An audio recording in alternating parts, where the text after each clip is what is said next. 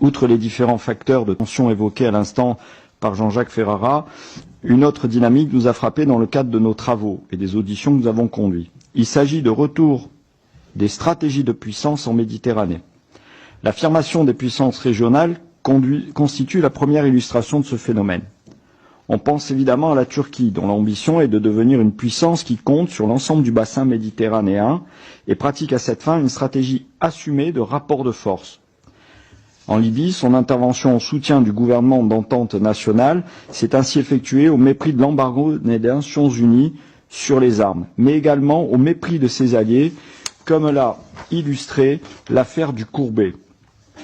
Une frégate turque a illuminé la frégate française qui souhaitait contrôler un cargo turc, l'illumination des radars de notre frégate Courbet. À ce sujet, nous estimons avec Jean-Jacques Ferrara que le retrait de la France de l'opération de l'OTAN, Sea Guardian, était la bonne décision, au regard du manque de soutien des alliés.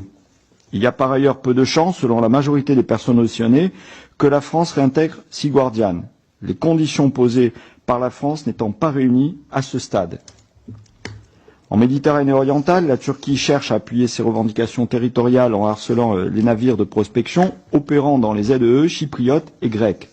Elle a également conclu un accord de délimitation des frontières maritimes avec le gouvernement libyen, qui est contraire au droit international et dont l'objet est de bloquer le passage du gazoduc EstMed, développé par la Grèce, Chypre et Israël.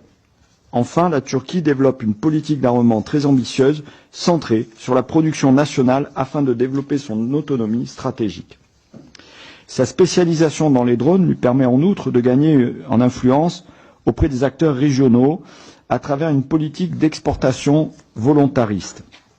Seconde illustration de cette affirmation des puissances régionales, le réarmement massif et généralisé. Ce réarmement couvre l'ensemble du spectre capacitaire et concerne l'ensemble des pays. Deux exemples, mes chers collègues, pour mesurer l'ampleur du phénomène.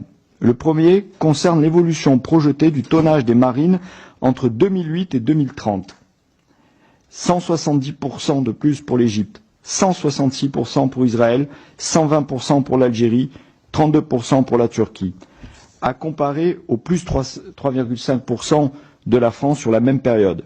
Ces chiffres nous semblent assez éloquents sur l'ampleur du défi auquel doit faire face la marine française en Méditerranée. Sur fond de tensions régionales, notamment au Sahara occidental, comme l'a rappelé Jean-Jacques Ferrara, l'Algérie consacre 10 milliards de dollars à sa politique de défense, soit 6,5% de son PIB, tandis qu'en 2006, ces dépenses ne représentaient que 2,6% du PIB. Grâce à cet effort, l'Algérie a développé des facultés importantes de déni d'accès et d'interdiction en Méditerranée occidentale, ainsi que des capacités de frappe dans la profondeur, y compris en Europe, avec notamment ses 6 sous-marins dotés de missiles calibre. Néanmoins, ce retour des stratégies de puissance en Méditerranée ne se limite pas aux acteurs régionaux, mais concerne également les puissances mondiales. La première illustration de ce réinvestissement des puissances mondiales est le retour de la Russie en Méditerranée. À la faveur de son intervention en Syrie, la Russie s'est notamment implantée dans le port de Tartous, modeste point d'appui logistique, elle a transformé en véritable base navale accueillant une dizaine de bâtiments, dont 2 sous-marins.